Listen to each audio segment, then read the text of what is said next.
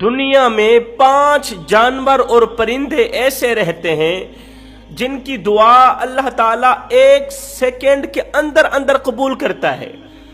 دنیا میں 5 جانور اس طرح کے رہتے ہیں کہ وہ جن کے حق میں بد دعا کر دیں تو اللہ تعالیٰ ان کی بد دعا بھی فوراً قبول کرتا ہے۔ حضرت سیدنا سلیمان علیہ السلام کو پتہ چلا کہ ایک شخص نے کتوں کو زہر دے کر مار دیا۔ آپ جلال میں آ گئے۔ کون؟ حضرت سلیمان۔ حضرت سلیمان علیہ السلام اللہ تعالیٰ کے برگزیدہ نبی تھے اور آپ حضرت داؤد علیہ السلام کے فرزند تھے۔ آپ کا نسب حضرت سیدنا ابراہیم علیہ السلام سے جا ملتا ہے۔ حضرت سلیمان علیہ السلام کو اللہ تعالیٰ نے بہت سے معجزات سے نوازا، بہت سے معجزات عطا کیے۔ سب سے بڑا معجزہ آپ جانوروں کی بولیاں جانتے تھے۔ اللہ تعالیٰ نے جانوروں کو آپ کے تابع فرمایا ہوا تھا۔ جانوروں کو، ہوا کو، شیاطین کو اللہ تعالیٰ نے آپ کے تابع کیا ہوا تھا۔ اور کمال کی بات یہ تھی کہ آپ جانوروں کی بولیاں بھی بول لیتے تھے، آپ جانوروں کی بولیاں جانتے تھے۔ حضرت سلیمان علیہ السلام کو پتہ چلا کہ کسی بدبخت شخص نے کتوں کو زہر دے کر مار دیا۔ حضرت سلیمان علیہ السلام کتوں کو مارنے والے شخص کے گھر پہنچے۔ جب اس کے گھر پہنچے، جب اس نے دیکھا کہ شہنشاہ وقت اور نبی میرے گھر میں آیا ہے تو وہ خوشی سے نہال ہو گیا۔ دست ادب کو جوڑ کر عرض گزار ہوا، یا حضرت آپ نے آنے کی زحمت کیوں کی؟ آپ مجھے حکم کر دیتے تو میں سر کے بل آپ کی خدمت میں حاضر ہوتا۔ آنے کی وجہ ہی کیا ہے؟ حضرت سلیمان علیہ السلام نے فرمایا، جلدی کرو، ابھی اور اسی وقت گاؤں والوں کو اکٹھا کرو، میں آپ لوگوں سے کچھ کہنا چاہتا ہوں، میں آپ لوگوں کو کچھ بتانا چاہتا ہوں۔ اگر تم میری ان باتوں پر عمل کرو گے، اگر تم میری ان نصیحتوں پر عمل کرو گے تو تمہاری دنیا بھی سنور جائے گی، تمہاری آخرت بھی سنور جائے گی۔ اگر تم میری ان نصیحتوں پر عمل نہیں کرو گے تو یاد رکھنا تمہاری نسلیں اجڑ جائیں گی، تمہاری نسلیں تباہ و برباد ہو جائیں گی۔ آپ کے حکم پر سارا کا سارا گاؤں ایک جگہ پہ اکٹھا ہو گیا۔ حضرت سلیمان علیہ السلام نے خطاب فرمایا۔ خطاب کرتے ہوئے آپ نے فرمایا، لوگو، دنیا میں 5 جانور اور پرندے ایسے رہتے ہیں جن کی دعا اور بد دعا 1 سیکنڈ کے اندر اندر قبول ہوتی ہے۔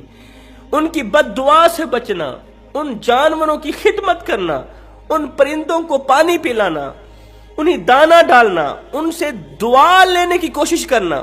میں نے بڑے بڑے متقی پرہیزگار درویشوں کو دیکھا ہے جن کے دن روزوں میں گزرتے، جن کی ساری رات عبادات میں گزرتی، لیکن ان پرندوں اور ان جانوروں سے لی گئی بد دعا نے ان کی تمام عبادات کو ضائع کر دیا۔ لوگوں نے پوچھا، حضرت وہ کون سے پرندے ہیں، وہ کون سے جانور ہیں جن کی دعا اور بد دعا فوراً قبول ہو جاتی ہے؟ تو حضرت سلیمان علیہ السلام نے فرمایا، نمبر 1 کبوتر۔ کبوتر ایک ایسا پرندہ ہے جو اللہ تعالیٰ کے نبیوں سے محبت کرتا ہے۔ کبوتر ایک ایسا پرندہ ہے جو اللہ تعالیٰ کی عبادت میں مصروف رہتا ہے۔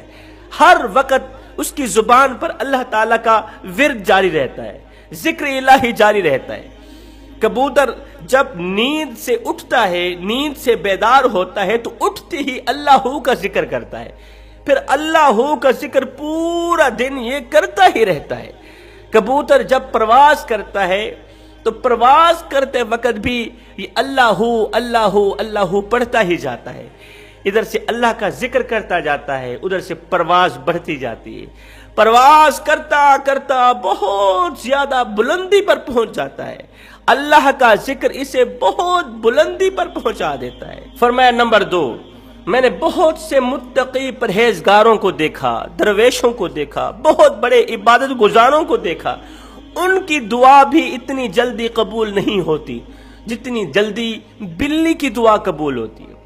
بلی جب کسی کے حق میں دعا کرتی ہے 1 سیکنڈ کے اندر اندر اس کی دعا قبول ہوتی ہے، اور بلی جس کے حق میں بد دعا کرتی ہے۔ اس لیے کہتا ہوں بلی پر ظلم نہ کیا کرو، بلی کو مارا مت کرو، اگر ہو سکے بلی کو دودھ پلایا کرو، اسے روٹی کھلایا کرو، اس سے دعا لینے کی کوشش کیا کرو۔ اگر اس سے تم بد دعا لوگے تمہاری نسلیں برباد ہو جائیں گی۔ بلی پر تشدد کرو گے تمہارا گھر پریشانیوں کی دلدل میں پھنس جائے گا، تمہارے گھر کو پریشانیاں آن گھیریں گی۔ پنجاب کا ایک شہر ہے، اس کے ایک گھر میں بلی کا آنا جانا لگا رہتا تھا۔ بلی روزانہ آتی، کبھی دودھ پی کے جاتی، کبھی روٹی کھا کے جاتی۔ اس بلی نے گھر والوں کو تنگ کیا ہوا تھا۔ ایک دن گھر کے مالک کو غصہ آیا، وہ بلی پر برس پڑا۔ بلی کو اس نے بڑی مشکل سے پکڑا، غصے میں آگ بگولا ہو کر بلی کو مارا، پیٹا، اس قدر پیٹا کہ وہ وہیں بیچاری تڑپتی تڑپتی مر گئی۔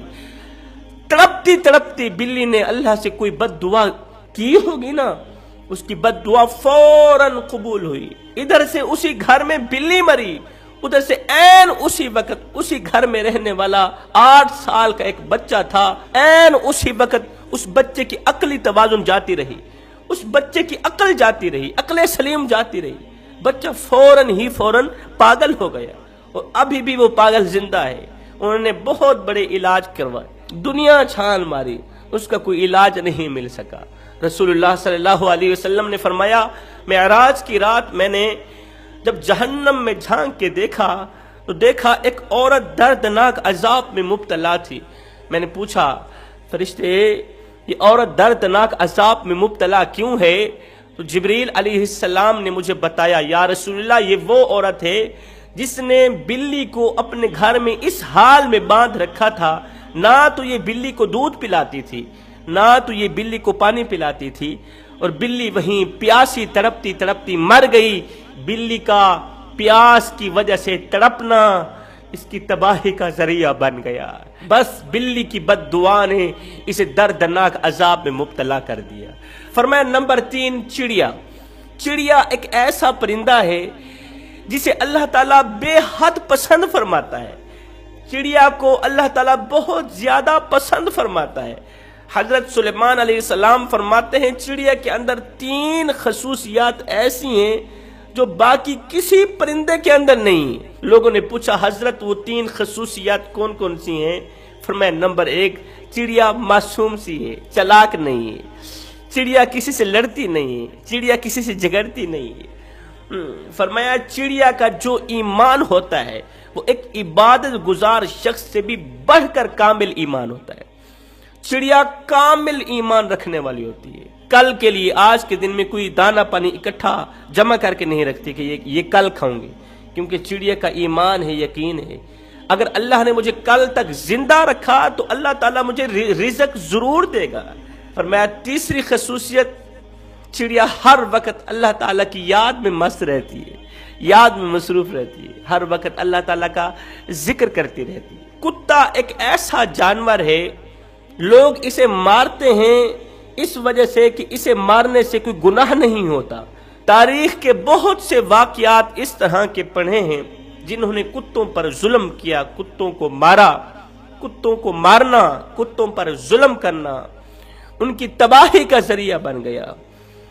کتوں پر کیے ظلم نے ان کو دردناک عذاب میں مبتلا کر دیا، اور جنہوں نے کتوں سے دعائیں لی، جنہوں نے کتوں پر رحم کیا، کتوں پر ترس کھایا، کتوں پر کیا گیا رحم، کتوں پر کھایا گیا ترس، گنہگاروں کی بخشش کا ذریعہ بن گیا۔ آپ نے سنا نہیں ہے میرے کریم نبی کی وہ حدیث؟ میرے کریم نبی نے فرمایا ایک گنہگار عورت تھی، بدکار تھی، ناچنے والی، طوائف تھی، طوائف بخشی گئی، مرنے کے بعد سیدھا جنت میں چلے گئی۔ آخر اس نے کون سا ایسا عمل کیا تھا جو اس کی بخشش کا ذریعہ بنا؟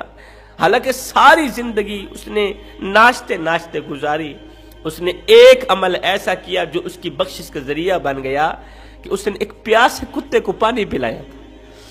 اگر ایک پیاسے کتے کو پانی پلائے تو گنہگار عورت، بدکار عورت بخشی جائے، اور اگر انسان کسی پیاسے انسان کو پانی پلائے اللہ تعالیٰ اس پر کتنا راضی ہوگا۔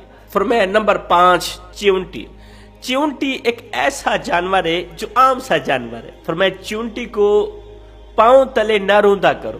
فرمایا اگر تمہیں ان چیونٹیوں کی اہمیت کا پتہ چل جائے تو تم مرتے دم تک کبھی بھی چیونٹیوں کو پیروں تلے نہیں روندو گے. اگر تم انہیں روندو گے، اگر یہ غلطی کرو گے تو یاد رکھنا رزق سے ہاتھ دھو بیٹھو گے.